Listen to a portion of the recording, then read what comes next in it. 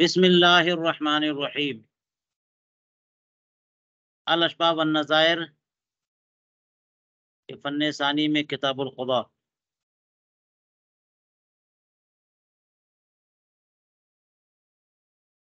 मुसन्निफ अलैहि रहमतुर रिज़वान आज अगला ज़ाब्ता बता रहे हैं। ये देखिए, फरमाते हैं क़ज़ाउल क़ाज़ी फ़ी मौज़िल इख्तिलाफ़ जाइज़ुन ला फ़ी मौज़िल ख़िलाफ़।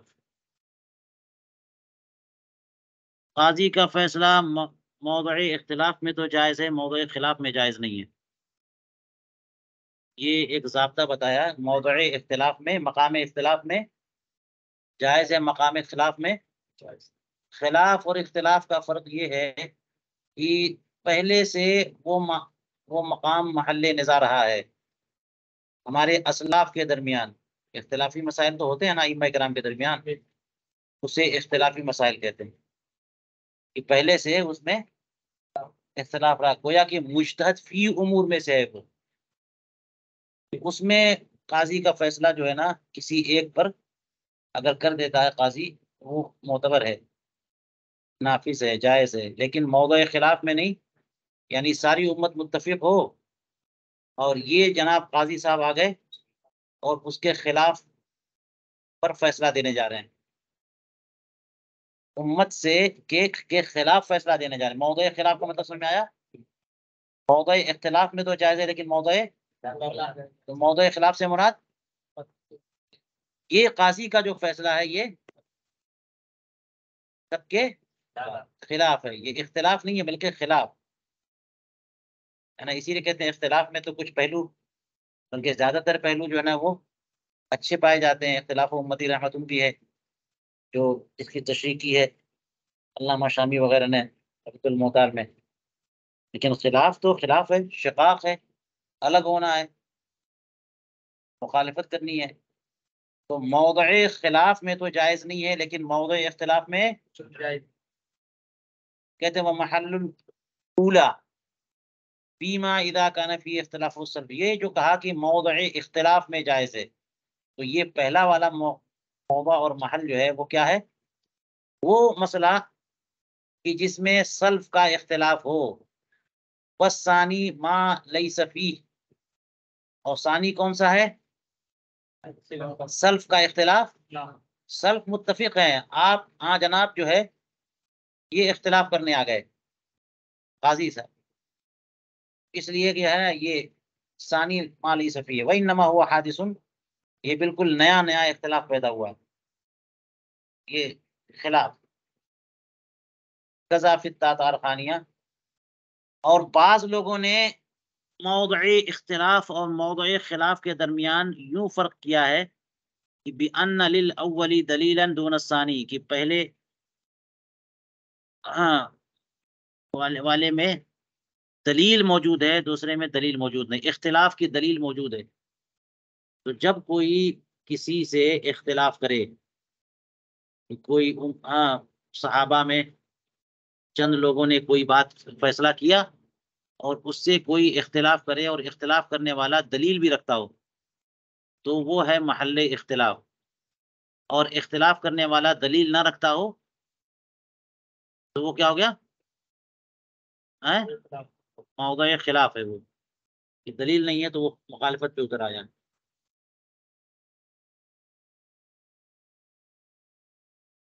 मन फ़र्रक़ बैनहुमा बिअन्न लिल अव्वली दलीलन दून अस्सानी, ये दोनों तरह से बात हो गई। अब सल्फ़ जो कहा है ना, सल्फ़ से मुराद सहाबाए किराम होते हैं, ताबईन किराम, तबे ताबईन किराम, तीनों जो हैं वो क़र्न, ये तो शामिल हैं हदीस पाक की रूह से। लेकिन बुनियादी तौर पर सहाबाए किराम पर इतलाक़ होता है, सल्फ़, है ना? और अइम्मा मुज्तहिदीन को भी शामिल कर सकते हैं, तो वही बाद वाला नहीं। सल्फ़ के दरमियान इख्तिलाफ हो, ठीक है? तो अगर सल्फ़ की का जो पीरियड है वो सहाबा और ताबईन तक महदूद रखें, तो इख्तिलाफ़ अइम्मा अरबआ या अइम्मा मुज्तहिदीन का इख्तिलाफ इसमें नहीं आ पाएगा। बात समझ में आ रही है? इसमें तो फिर वो आपने जो पढ़ लिया शरुल उकूद वगैरह में तफसील, कि फिर काजी अपने इमाम के खिलाफ फैसला नहीं कर सकता। काजी अपने मजहब के खिलाफ फैसला नहीं कर सकता, और फैसला कर दे तो फैसला नाफिज भी नहीं होगा। और यहाँ पे क्या कह रहे हैं कि काजी का फैसला जायज है मौदा इख्तिलाफ में। ठीक है। तो कोई हनफी जो है इमाम शाफई के मजहब के मुताबिक फैसला करे, ये दुरुस्त नहीं है। ठीक है। और इसकी मिसाल यही है कि जैसे आप लोगों ने भी फतवे में इबारतें नकल की कि फ़िक़्ह हनफी में तलाक की कोई सूरत ना हो किसी खास वजह से है, जैसे ज़ौज मफक़ूदुल ख़बर है का मसला है, या तअस्सुर नफ़क़ा की वजह से तलाक का मसला है। तो ये और लोगों के नज़दीक है, हमारे यहाँ नहीं है। तो इसलिए अपना काज़ी जो है वो फैसला नहीं करेगा, बल्कि काज़ी दूसरे काज़ी के पास भेज देगा, वो फैसला करेगा। और फिर उसका फैसला यहाँ आएगा तो उसका इम्ज़ा कर देगा, वो नाफिज कर देगा। ये बात समझ में आ रही है?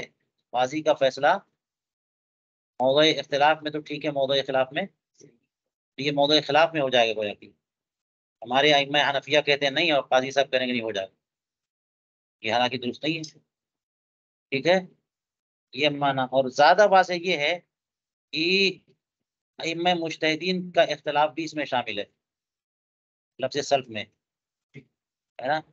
इसलिए कोई अगर सूरत ना हो तो फिर अइम्मा हमारे काजी को भी हक होता है कि किसी और कौल पर, कोई जैसे मिसाल के तौर पर इलाके में कोई दूसरे मजहब का काजी है ही नहीं जहां तक रसाई हो सके, तो फिर वो खुद काजी जो है दूसरे मजहब पर फैसला कर सकता है। बात समझ में आ रही है?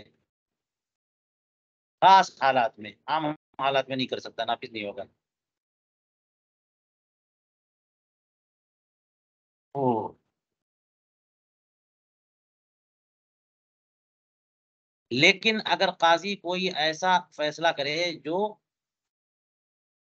मसला मुख्तलफ फी नहीं है, मुकम्मल तौर पर जो है ना वो इख्तिलाफ कर जाए, बिल्कुल अलग रविश अख्तियार करे, तो ये बिल्कुल जायज नहीं होगा। ठीक है।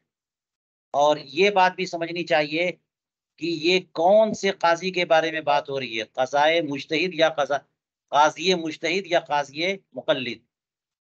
क्योंकि आपने पढ़ लिया कि काजी का असल में मुज्तहिद होना जरूरी है, लेकिन ना हो तो मुज्तहिद का मानने वाला, या फिर मुफ्ती, या ना हो तो मुफ्ती की फैसिलिटी उसको हासिल हो। तो ये जमाना ऐसा आ गया कि इसमें अहले इल्म नहीं रह गए, तो वरना काजी का असल में मुज्तहिद होना जरूरी है, फरमाया आपने पढ़ा भी। चलिए ये बात हो गई।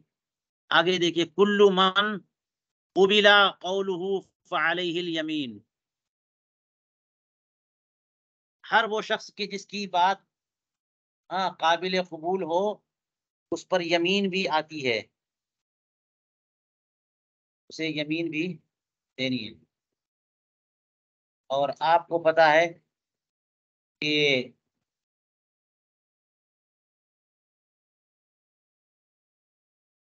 इससे मुराद खस्म है, न कि मुद्दई मुनकिर। कौन मुराद है? हर वो कि जिसकी बात काबिल कबूल हो। ये आम बात नहीं कर रहे हैं, ये खुसूमत में। क्योंकि मुद्दई की बात काबिल कबूल नहीं होती जब तक कि वो बय्यना पेश ना कर दे। कुछ पेश नहीं कर सका, उसकी बात कहाँ मानेंगे। मुनकिर की बात मान ली जाएगी, उनके ऊपर तो बय्यना नहीं है। अगर मुद्दई बय्यना पेश ना कर सके तो मुनकिर बाद सूरतों में ये होता है कि तुम कसम खाओ, और आपने पढ़ लिया कि कितने मकामात हैं जहां पर कसम ही नहीं है मुनकिर पे। तो फिर क्या है? बस ये है कि मुद्दई ने बय्यना पेश नहीं किया, तो फिर मुनकिर के हक में फैसला खुद ब खुद हो जाता है। तो बात किसकी मानी जाती है? मुनकिर की। तो जिस मुनकिर की, जिस खस्म की बात मानी जाएगी, यमीन भी उस पर आएगी। यमीन तो मुद्दई पर नहीं ना है, ठीक है। यमीन किस पर है? उस पर यमीन भी है, जिसकी भी बात मानी जाएगी उस पर यमीन भी है। और इसका मतलब ये हुआ कि बहुत सारे खस्म ऐसे हैं उनकी बात नहीं मानी जाएगी, फिर यमीन भी नहीं उन पे। जिस मुनकिर की बात नहीं मानी जाएगी उस पर यमीन भी नहीं है, और जिस मुनकिर की बात मानी जाएगी उस पर यमीन भी है। ये ज़ाब्ता समझ में आ रहा है? इल्ला फी मसाइल आशर मज़कूरतुन फिल कुनिया, मगर 10 मसाइल ऐसे हैं कि बात मानी भी जाएगी और यमीन नहीं है उस पर, बगैर यमीन के बात मानी जाएगी। 10 मसाइल जिनका जिक्र कहाँ पर है? कुनियतुल कुनिया इसमें है। 10 मसाइल में बगैर यमीन के मुनकिर की बात मान ली जाएगी। वो कौन से 10 मसाइल हैं? औसा, अब ये जरा तवज्जो रहे, हम 10 मसाइल पढ़ लें यही बहुत है। औसा फी दावल इंफाक अलल यतीम और रकीक़िही, तवज्जो है? हाँ? जहाँ भी इख्तिलाफ हो नुस्खे का जरूर बताइए, क्या है? अलवसी। हाँ, चलिए, यहाँ पे औसा लिखा हुआ है, तो वसी ने वसीयत नहीं, अब औसा तो नहीं होना चाहिए, इसमें क्या है? अलवसी, तो ये औसा नहीं है।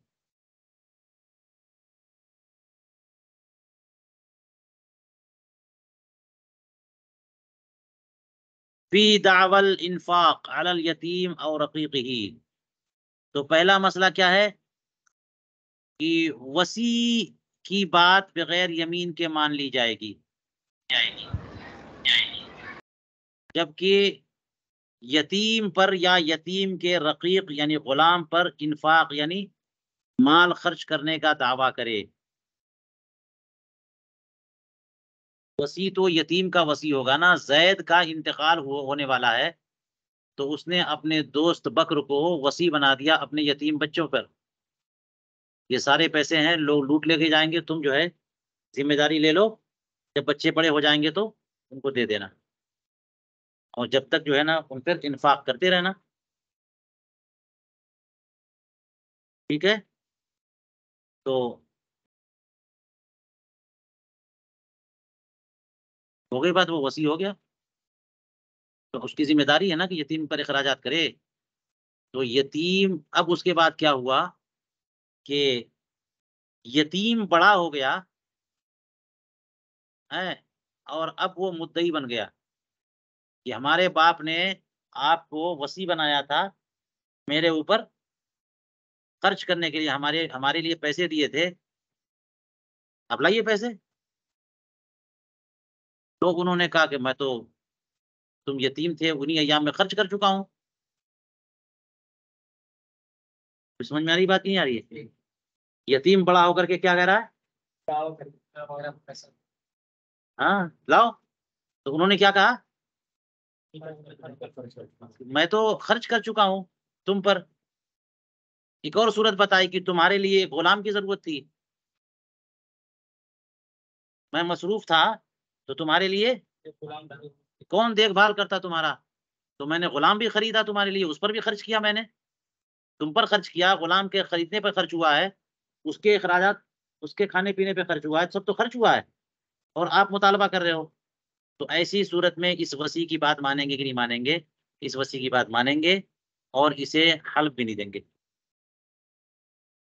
वो मुद्दई दावा कर रहा है कि आप पैसे लाइए आपके ऊपर, यहाँ पे लफ्जे, यहाँ पे फी दावल इंफाक है ना, तो लग ये रहा कि वसी मुद्दई है। आपको बताया था मैंने कि सबसे मुश्किल मरहला और अहम तरीन मरहला क्या है? हाँ, और इसमें अल्फाज का एतबार नहीं है, मानी का एतबार है, जैसा कि अल्लामा हम्बी ने अपनी शरह में लिखा है एक जगह, ठीक है। तो वो मुतालबा कर रहा है, वो मुद्दई है कि आपके ऊपर मेरे पैसे, और ये कह रहा है कि मैं दे चुका हूँ, यानी मेरे ऊपर नहीं है, तभी ना मुनकिर हुआ। तो ऐसी सूरत में इसकी बात मान ली जाएगी, और यमीन भी नहीं है इसमें। इस्तिस्ना समझ में आ रहा है ना? क्योंकि ज़ाब्ता ये है कि जिसकी बात मानी जाएगी उस पर यमीन है, यहाँ पर इसकी बात मानी जाएगी, एक मसला हो गया। वफ़ी बैइल क़ादी माल अल यतीम वद्दाई नहीं वद्दआ इश्तिराअतल बराअती मिन कुल्li आइब, यही तो है। दूसरा मसला क्या है? काजी ने यतीम का माल फरोख्त कर दिया, ठीक है, और ये दावा किया कि कोई भी ऐब हो मैं उसका जिम्मेदार नहीं हूं। दावा ये किया कि मैंने जो है ना बराअत की शर्त कर दी थी, मैंने बरात की शर्त कर दी थी, लिहाजा कोई भी ऐब हो लेना हो तो लो, ऐब का मैं जिम्मेदार नहीं हूँ।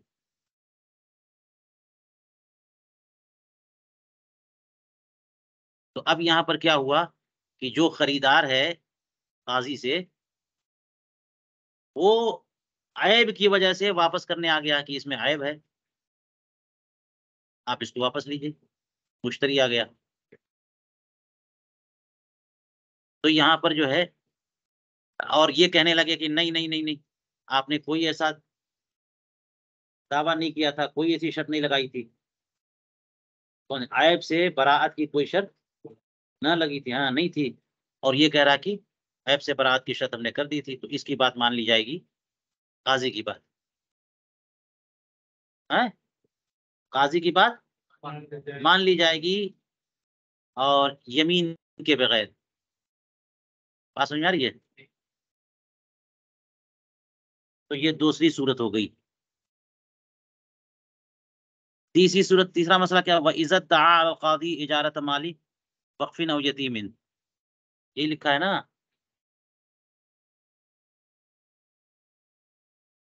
ये काजी पर दावा किया कि वक्फ का माल आपने इजारे पे दिया है,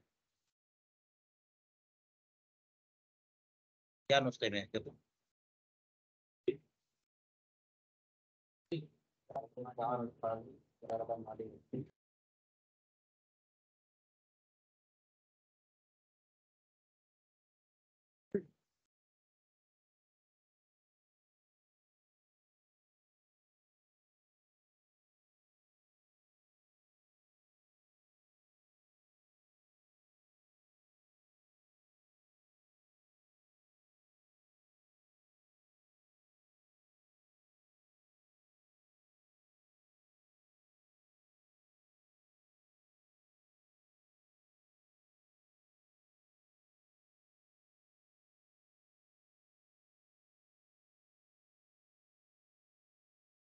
तो ये देखिए यहाँ पर इसमें हमवी में उसकी सूरत बताई।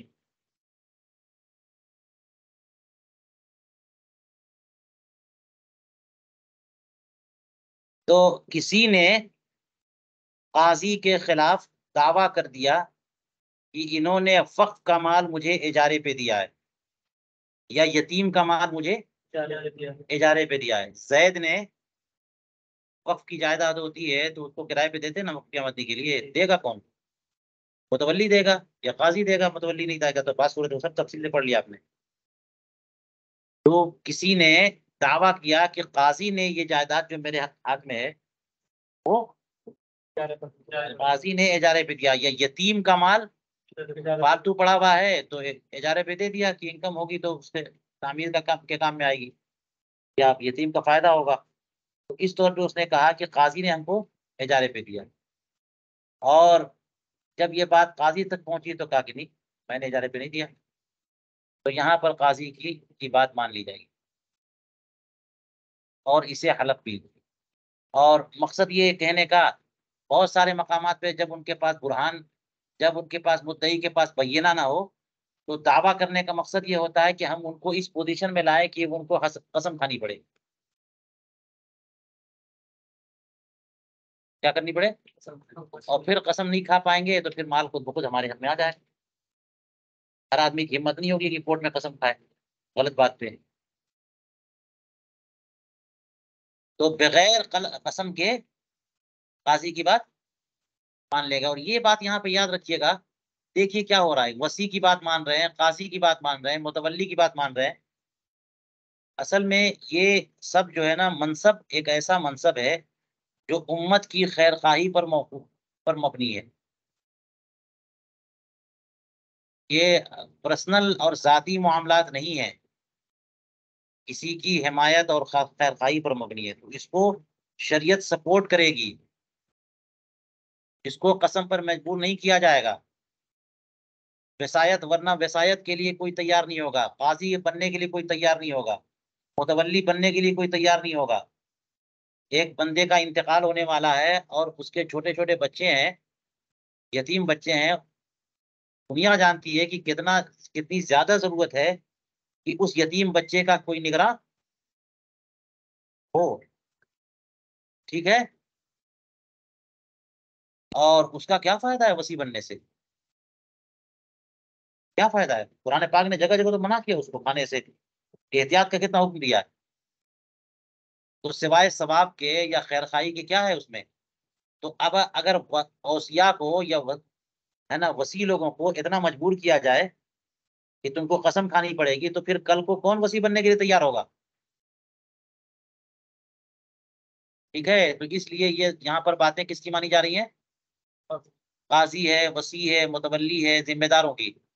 जो जो कुछ कर रहे हैं वो अपनी जात के लिए नहीं कर रहे हैं, वो किसी यतीम के हक में बात हो रही है, या वक्फ की जायदाद के हक में मसला हो रहा है। ठीक है।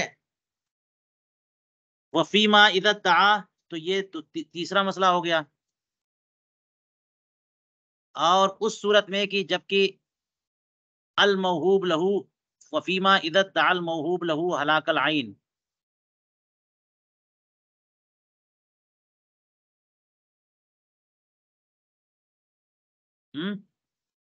ये मौहूब लहू ने आयन की हलाकत का दावा किया। महबूब लहू ने, इसको लगाना पड़ेगा हमें यहाँ पर यूं कि,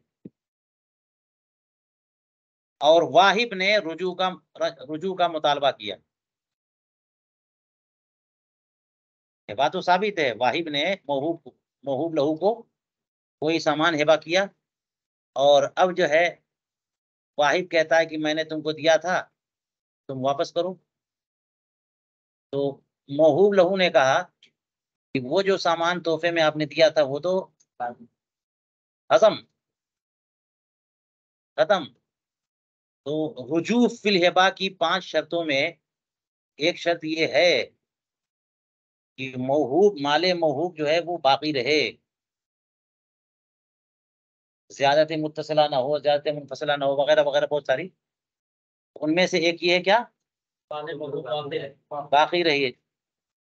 आपने मिठाई खा दी और खा पी के हजम कर दिया, कहे लाओ मिठाई लाओ, तो रुजू फिल हिबा में माले मौहूब बाकी तो रहना चाहिए। तो इसने क्या कहा? माल खत्म। तो वो कह रहा नहीं है, ये कह रहा खत्म। तो बात किसकी मानी जाएगी? महूब लहू की, बगैर यमीन के। ये अगली मिसाल बन गई कि नहीं बन गई? अब इख्तलफा फी इश्तरातिल इवज। अब नंबर गिनते रहो, चौथा कौन सा है, पांचवा कौन सा है। कि इन दोनों का इख्तिलाफ हो गया इश्तरात इवज में, यानी एक बंदे ने किसी को कोई सामान हिबा किया और मौहूब लहू ने ले लिया। अब मौहूब लहू पर जो है वो दावा कर रहा है वाहिब कि जब मैंने दिया था वो माल तो एवज का मुआवजे की शर्त रखती थी। तो मुआवजा, हिबा में मुआवजा, हिबा बिशर्तिल एवज जो है ना, ये पढ़ चुके आप लोग की नहीं? जहां पर वो जिक्र आया था कि जहेज में लोग जो देते हैं,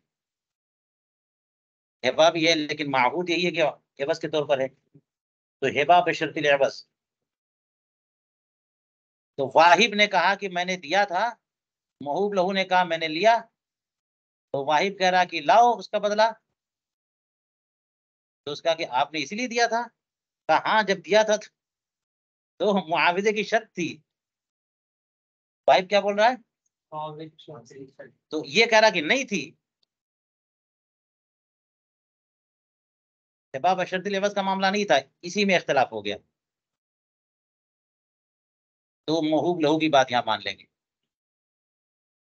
यहाँ भी बगैर यमीन थे। अच्छा, और चलिए, वफी कौल अब्दिल बाइ अना माजून, अब्द बाइ का कौल कि मुझे इजाजत है, इसमें भी इसकी बात मान लेंगे। ये पांचवा है या छठा है?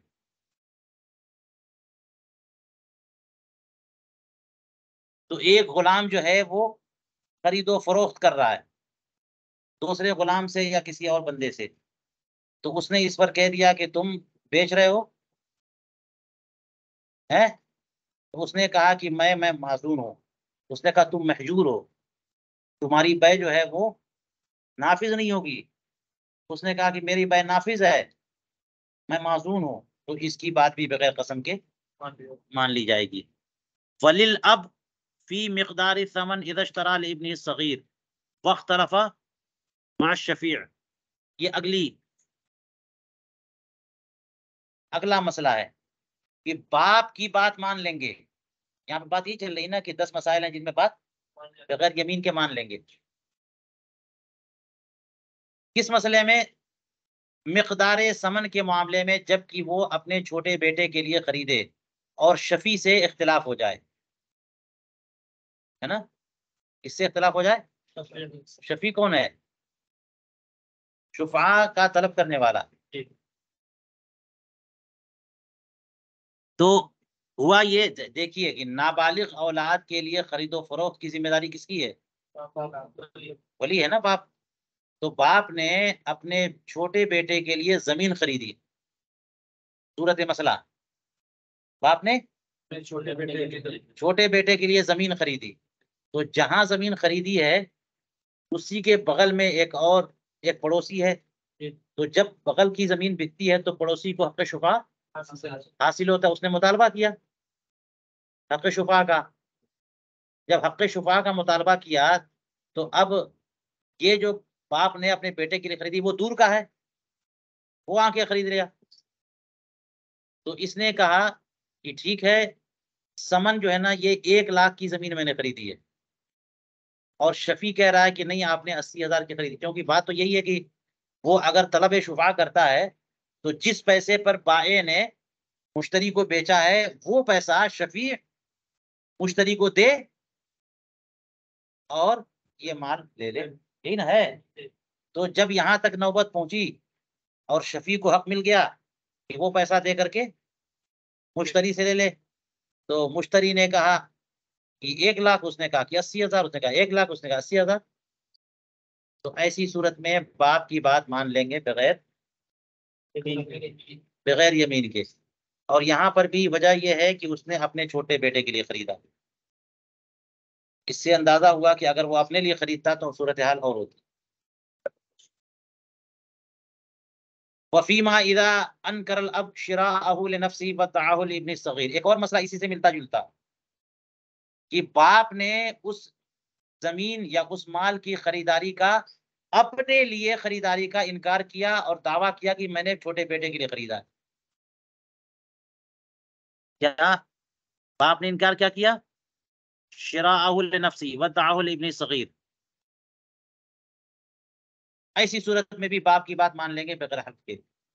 यही पूरी सूरत हाल है कि जैद ने अपने नाबालिग बेटे के लिए जमीन खरीदी कहीं पे। तो उसका पड़ोसी जहां पे जमीन खरीदी थी, पड़ोसी को हक शुफा मिला। उसने मुकदमा कर दिया कि मुझे चाहिए। ठीक है। तो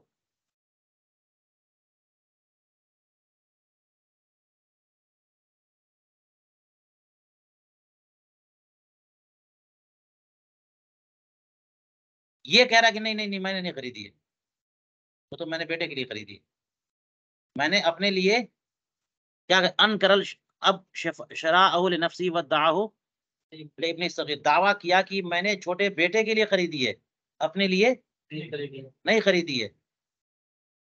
तो इस वजह से भी इसकी बात मान लेंगे, क्योंकि इसका मतलब ये हुआ कि ये तो वह जो है ना बेटे के लिए हो चुकी।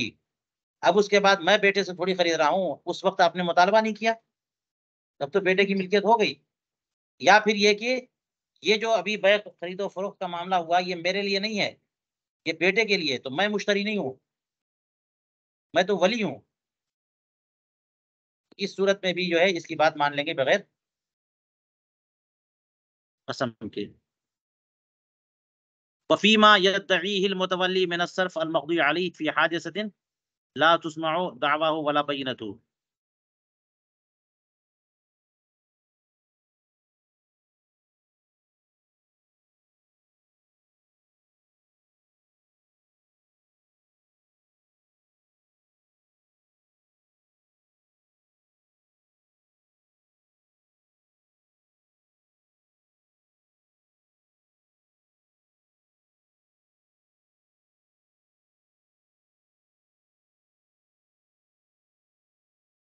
चलिए, कहते हैं कि इस सूरत में भी कि जबकि मुतवल्ली सर्फ का दावा करता हो जिसका फैसला हो चुका किसी ऐसे मसले में जिसमें कि इसका दावा कबूल के लायक नहीं है न इसका बय्यना, तो ऐसी सूरत में तो मुद्दई मुतवल्ली की बात नहीं मानी जाती। इल्ला इज़ा दआ तलक्किल मिल्क मिन अल मुद्दई अबिन नताज औ बरहना अला इब्तिगा। मगर ये कि जब ये मुतवल्ली दावा करे कि मुझे तो मिल्कियत हासिल हुई है मुद्दई से, अबिन नताज या फिर मेरे मेरे मिल्क में ये सब जानवर आए हैं इस तौर पर कि जानवरों ने अफजाइश नस्ल का मामला किया, बच्चे पैदा हुए यहाँ पे, और बरहना अला इब्ताल क़ज़ा, या फिर ये कि मुतवल्ली ने बुरहान कायम कर दिया किस बात पर, इब्ताल क़ज़ा पर, कमा ज़करुल इमादी। अब ये देखिए लंबा मसला है, इसको गौर से समझ लीजिए तो इसी पर बात खत्म हो जाए।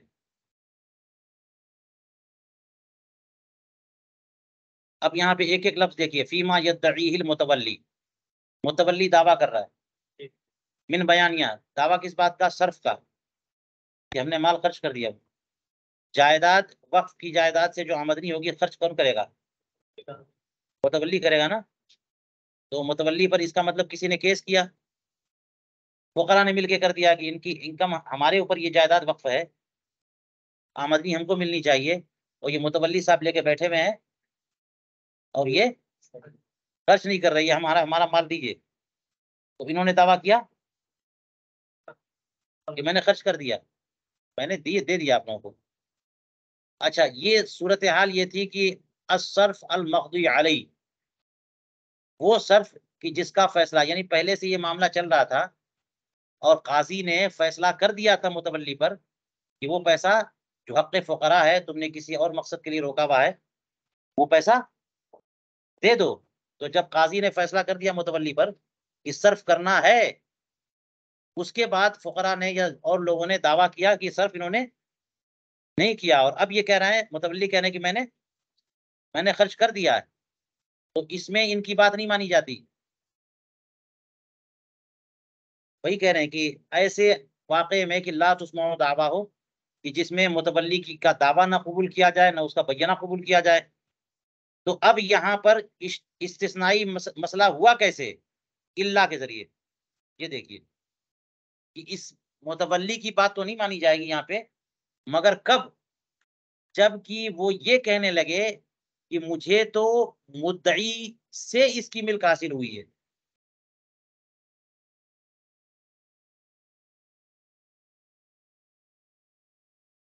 चंद सूरतें बता रहे हैं कि ये जो माल उसने, उन लोगों ने दावा किया कि ये माल जो है इनके पास ये हमारा है, और मुद्दई ने नहीं, मुतवल्ली ने कहा, मुतवल्ली की बात नहीं मानी जाएगी, लेकिन मुतवल्ली ने ये कहा कि जिसने दावा किया था उसने मुझे ये दिया है फैसले के बाद, यानी इसका मतलब ये हुआ कि मैंने उससे खरीद लिया है या उसने हिबा कर दिया है, कोई भी किसी भी जरिए से मिल्कियत आ गई। या फिर ये दावा करे कि नताज यानी ये बच्चे जानवर के हमारे पास पैदा हुए हैं, या फिर ये कि बुरहान कायम कर दे इब्ताल क़ज़ा पर कि आपने जिस तरीके से, काजी ने जिस तरीके से फैसला किया था, बाद में जिसके हक में फैसला हुआ वो खुद रुजू कर चुका कि ये गलत है, गलत है, हमारे में हो गया, हराम माल हो गया, लिहाजा आप जो है ना किसी तरह से दे दो उन्हीं को, या उनसे मेरे लिए खरीद लो। कभी कभी ऐसा हो सकता है ना कि मुद्दई के हक में फैसला हो गया क्योंकि झूठे गवाह थे, या किसी भी वजह से इसके हक में क्या हो गया, तो माल दिला दिया गया, और ये मुद्दई जानता है कि ये गलत तौर पर मेरे पास आया, माल है उसी का, मुद्दा अलैह का। तो अब उसमें इसने ये किया कि फैसला तो गलत हो गया, तो एक सूरत है कि माल भी मेरे पास रहे, किसी और से कहे कि उससे मेरे लिए खरीद लो, इसके इतने पैसे बनते, ये पैसे पहुंचा दो, माल मेरे पास रहेगा, और जो गलत काम हुआ वो उसकी तलाफी भी हो जाएगी। तो इस तरह से अगर कोई करेगा तो वो कज़ा बातिल ना हो गया, तो जो फैसला हुआ वो क्या हुआ, तो इब्ताल कज़ा पर बुरहान कायम कर दिया मुतवल्ली ने, या ये साबित कर दिया कि मालिक जिसके पास माल पहुंचा था उसी के पास से मेरे पास आया, या नताज का दावा किया। इन सब सूरतों में फिर मुतवल्ली की बात मान लेंगे बगैर यमीन के। ये है सूरत मास, कमा ज़करुल अमाली। चलिए बात हो गई, तो यहाँ तक तो 9 ही सूरत हुई ना। हम्म,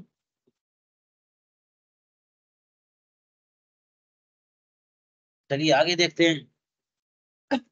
वद्दफ़उ बअदल क़ज़ा बिवाहिद मिम्मा ज़ुकिर सहीह, और दफ़े दावा क़ज़ा के बाद उनमें से किसी एक के ज़रिए जिसका ज़िक्र हुआ है सही है।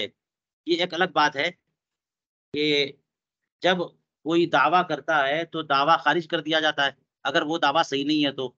आपने पढ़ भी लिया कि जब फैसला मुकम्मल हो चुका हो तो फैसला सब पर नाफिज होता है, अब कोई दावा करेगा तो दावा खारिज कर दिया जाएगा।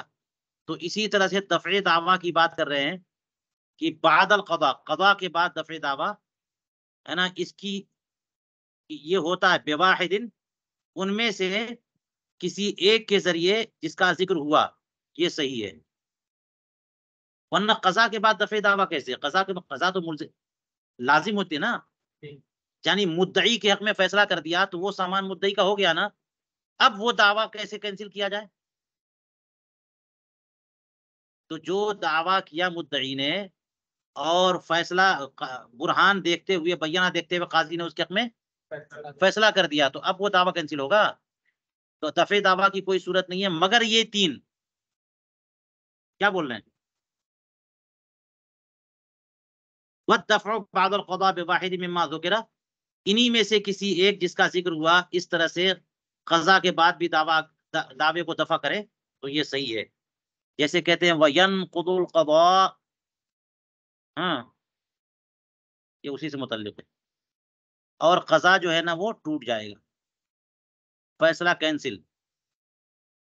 इन तीनों में से किसी एक के, 3 से क्या मुराद है कि वो ये कहे कि मुझे मुद्दई के पास से ये मिल्कियत मिली है, दूसरा निताज, और तीसरा इब्ताल क़ज़ा पर बुरहान। ये 3 सूरतें, 3 सूरतें। इन 3 सूरतों में जो है ना वो क़ज़ा कैंसिल और दावा रद्द। उसी को कहा कि क़ज़ा के बाद दफ़े दावा इन्हीं में से किसी एक के ज़रिए सही है, और ऐसी सूरत में वयनक़ुदुल क़ज़ा, क़ज़ा क्या हो जाएगी, टूट जाएगी। फ़कमा युस्मउ दाफ़िअ, दाफ़िअ है या दफ़अ, तो जिस तरह से दफ़े दावा काबिल सिमा है क़ब्लहू, यानी क़ब्ल क़ज़ा, इसी तरह से युस्मउ बादहू, बाद क़ज़ा भी दफ़े दावा काबिल सिमा है। लाकिन बिहाज़िहि सलास, लेकिन इन्हीं तीनों ज़राए से, जिनका ज़िक्र गुज़रा, इन्हीं तीनों ज़राए से। लेकिन अल्लामा हम्वी ने तफ़सील की है, आप ज़रा देख लीजिएगा। वो ये कहते हैं कि नहीं, 3 की क़ैद नहीं है, और भी सूरतें हैं, और भी सूरतें हैं कि फ़ैसले के बाद भी, फ़ैसला से पहले तो आसानी से, फ़ैसला से पहले दावे को दफ़ा करना ज़्यादा सूरतें हैं, लेकिन फ़ैसले के बाद मुश्किल हो जाता है। तो फ़ैसले के बाद भी दफ़े दावा की सूरतें हैं। कहते हैं वतुस्मउ दावा बअदल क़ज़ा बिन्नुक़ूल कमा फ़िल खानिया, और नुकूल के बाद अगर फैसला हो तो उस फैसले के बाद भी दावा लायक सिमा होता है। और नुकूल के जरिए फैसले की बात समझ में आ गई। मुद्दई ने किसी बात का दावा किया, तो मुद्दई से पूछा गया कि तुम अपना बय्यना लाओ, कहा कि मेरे पास बय्यना नहीं है, उनको कसम दीजिए। तो मुनकिर से कहा आप कसम पर खाओ, उसने कहा कि नहीं मैं कसम नहीं खाऊंगा। तो नुकूल की वजह से दावा मुद्दई के हक में चला जाएगा। तो नुकूल की बुनियाद पर काजी ने फैसला कर दिया मुद्दई के हक में। ठीक है, अब इस फैसले के बाद अगर वही जिसने इनकार किया वही दावा करे दोबारा, तो वो भी काबिल कबूल है। इसमें एक बात याद रखिएगा, अभी आप पढ़ चुके हैं कि जब कोई फैसला होता है तो फैसला सब पर नाफिज होता है, पढ़ा ना, और सब तक मुतजाविज मुतअद्दी होता है। यहाँ पर ये बात हो रही है कि जैद ने मिसाल के तौर पर दावा किया कि ये सामान मेरा है, और बकर ने कहा कि नहीं वो गलत बोल रहे हैं, मेरे कब्जे में है। तो काजी ने जैद से कहा कि तुम बय्यना पेश करो, नहीं था बय्यना। बकर से कहा तुम कसम खाओ, उसने कसम से इनकार कर दिया, तो फैसला आ जाएगा ना इधर। लेकिन इस फैसले के बारे में बात करिए आप, वो फैसला जो नुकूल पर मबनी है, वो फैसला जो बय्यना पर मबनी है, बहुत मजबूत होता है। जो फैसला नुकूल पर मबनी है वो उस दर्जे का, वहां पर केस को निपटाया जाता है, क्योंकि सूरत हाल नहीं है, वो बय्यना पेश नहीं कर पा रहा है कि हम उसके हक में फैसला करते, इसने कसम खाई नहीं कि इसके हक में फैसला हो जाता, तो अब ये माल जाएगा कहाँ, बताओ। अगर ये मुस्तहिक होता तो कसम तो खा लेता, मना कर दिया तो फिर माल कहाँ जा रहा है, उधर जा रहा है। तो ये केस निपटाने के लिए ये कोई दलील नहीं हुई अभी तक, इसी को कहते हैं कदा बवजह इल्जाम या बवजह तर्क। ठीक है, तो कदा अला वजहिल इल्जाम है तो वो सबके हक में, उसको फिर तोड़ना आसान नहीं है, वो बड़ी जबरदस्त चीज हो जाती है। जैसे आपने रमजान के बारे में सुना होगा कि अगर 2 आदमी गवाही दें चांद की, है ना, तो उसके हिसाब से 1 2 30 आप करते जाइए, और 30 तक गिनिए, और अगले दिन ईद मना लीजिए, चांद दिखे चाहे ना दिखे। बात समझ में आ रही है? कब? जबकि बय्यना की बुनियाद पर हो ना, 2 गवाहों ने चांद देखने की गवाही दी, तो ये बात जो फैसला होगा ये कैसा होता है, बहुत मजबूत फैसला होता है, इसी बुनियाद पर आप ईद मना सकते हैं। लेकिन यहाँ पे कौन सा फैसला हो रहा है? नुकूल की बुनियाद पर, कि उसने इनकार किया कसम खाने से, तो लामहला फैसला किधर जाएगा, मुद्दई के हक में गया। अब ये आपने हालांकि पढ़ लिया ये कि नुकूल कभी कभी इस वजह से भी कर देते हैं कसम से इनकार, कि हम झूठे नहीं है लेकिन कसम नहीं खाएंगे हम। पढ़ा ना, हम झूठे नहीं है, ये चीज मेरी ही है, लेकिन हम इस मामले में इस वजह से चला गया माल। तो अब इसको हक में है ना कि वो अब जब बय्यना इसके पास आए तो कल को वो दावा कर दे। कौन? वो सामान उठा करके काजी ने उसको दे दिया मुद्दई को, अब कल को ये मुनकिर दावा करे तो ये दावा सुनेंगे कि नहीं सुनेंगे? यही कहा, वह तुस्मा दावा बादल क़दा बिन नुकुल कमा फिल क़ानून। बस करिए।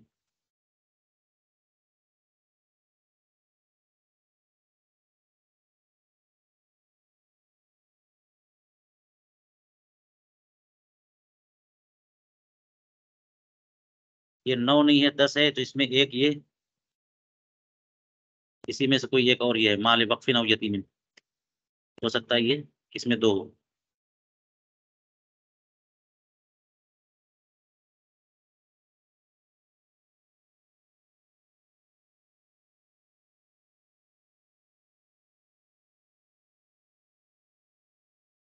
चलिए हो गया।